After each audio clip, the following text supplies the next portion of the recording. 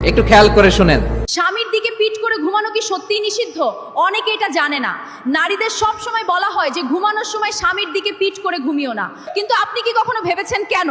কোনো কুসংস্কার নয় বা শুধু কোনো প্রথা নয়, এর পেছনে মেডিকেল সায়েন্স এবং ইমোশনাল সত্য লুকিয়ে আছে।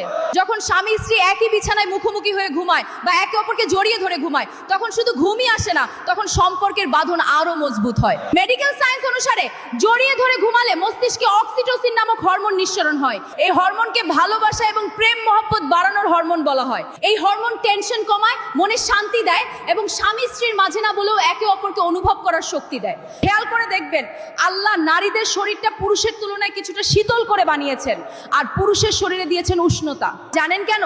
যেন শীতের রাতে বা কষ্টের মুহূর্তে স্বামী তার উষ্ণতা দিয়ে স্ত্রীকে আগলে রাখতে পারে। এটা শুধু দুইটি শরীরের মিলনই নয়, এটা হলো আল্লাহ পাকের কোরআনে বলা ইন্নাল্লাহ গফুরুর রহিম, অর্থাৎ তোমরা একে অপরের